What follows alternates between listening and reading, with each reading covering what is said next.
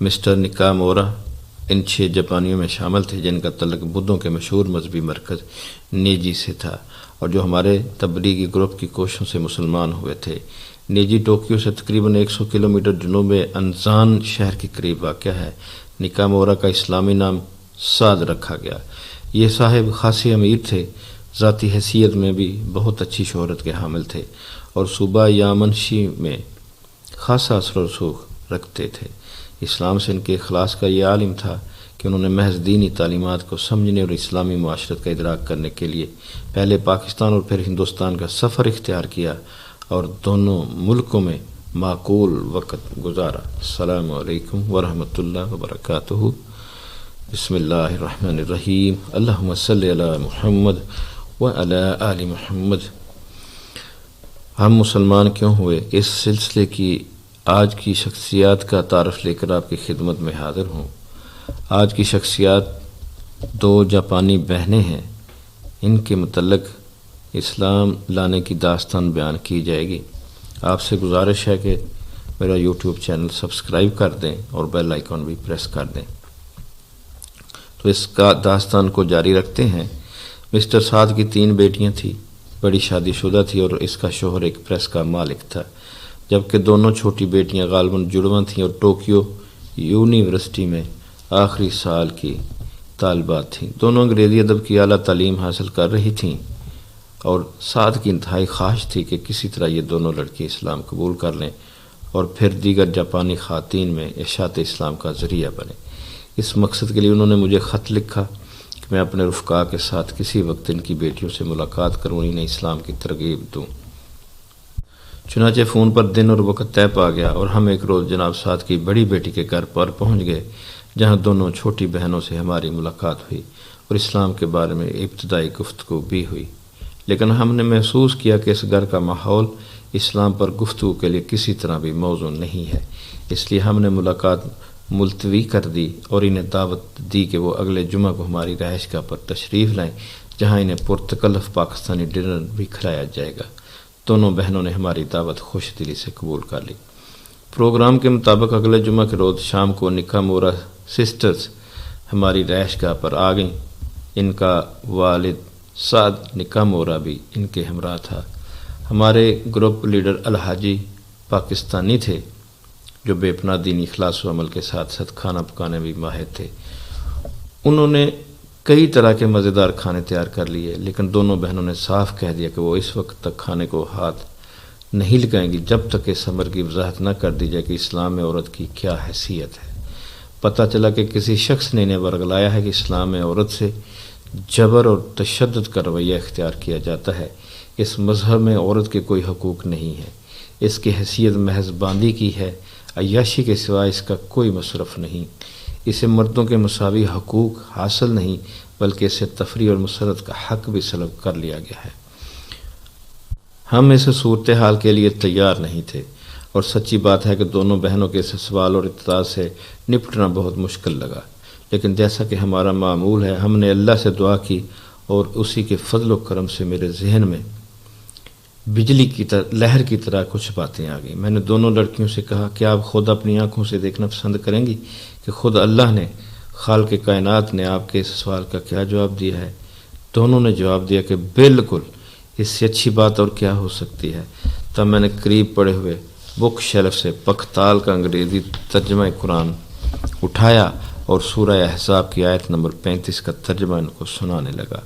ترجمہ یوں ہے: بے شک مسلمان مرد اور مسلمان عورتیں، مومن مرد اور مومن عورتیں، اطاعت گزار مرد اور اطاعت گزار عورتیں، راست باز مرد اور راست باز عورتیں، صابر مرد اور صابر عورتیں، اللہ کے آگے جھکنے والے مرد اور اللہ کے آگے جھکنے والی عورتیں، صدقہ دینے والے مرد اور صدقہ دینے والی عورتیں، روزہ دار مرد اور روزہ دار عورتیں، شرمگاہوں کی حفاظت کرنے والے مرد اور عورتیں، اللہ کو کثرت سے یاد کرنے والے مرد اور عورتیں۔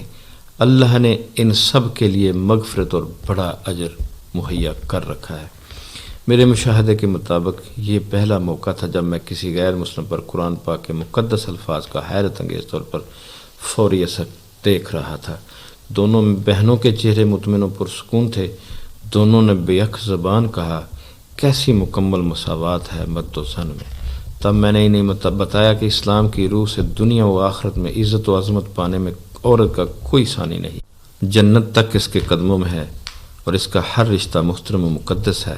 تاہم چونکہ مرد اور عورت کی عضویاتی ساخت ایک دوسرے سے مختلف ہے، اس لیے یہ کہنا سراسر حماقت ہے کہ روزمرہ فرائض کے اعتبار سے دونوں برابر ہیں۔ دونوں کا دائرہ کار مختلف ہے اور اسلام چاہتا ہے کہ دونوں اپنے اپنے دائرہ کار میں وقار اور عزت کے ساتھ اپنی فرائض انجام دیں، لیکن نیکی کو پانے اور جنت حاصل کرنے میں عورت مرد پر سبقت بھی حاصل کر سکتی ہے۔ اس ضمن میں اس کے راستے میں ہرگز کوئی رکاوٹ نہیں ہے۔ اصل اہمیت اخلاص اور عمل کی ہے۔ جنس، رنگ یا قومیت کی اسلام میں کوئی تفریق نہیں ہے۔ اس حوالے سے اللہ کی نظر میں سب برابر ہیں۔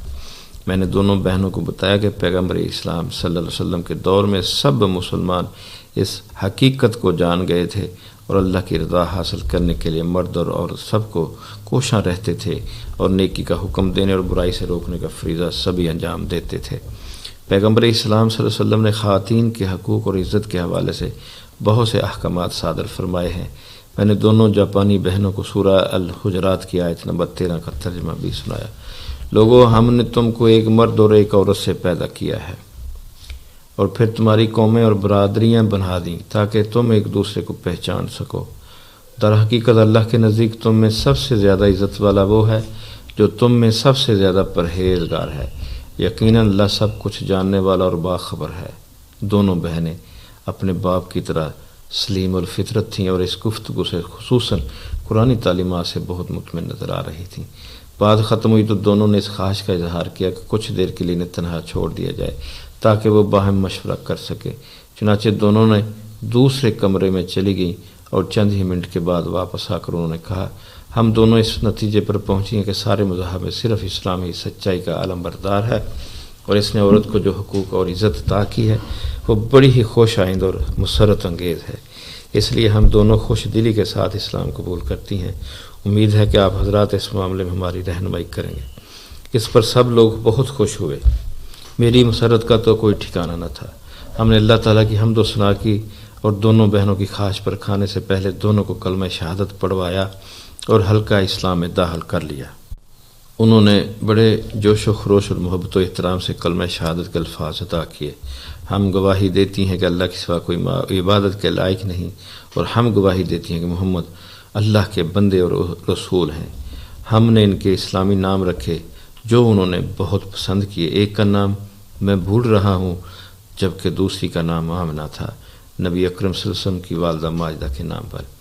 اس مقدس فریضے سے فارغ ہو کر ہم نے کھانا کھایا جو اگرچہ پہلے ہی لذیذ تھا لیکن موقع کی مناسبت سے ہم 1000 گنا زیادہ لذت محسوس کر رہے تھے۔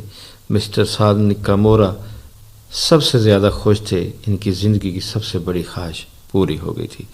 الحمدللہ آج کی شخصیات کا تعارف مکمل ہوا۔ انشاءاللہ پھر کسی دوسری شخصیت کا تعارف لے کر آپ کی خدمت میں حاضر ہوں گا۔ تب تک کے لیے اجازت۔ اللہ حافظ۔ اللہ آپ کا حامی و ناصر ہو۔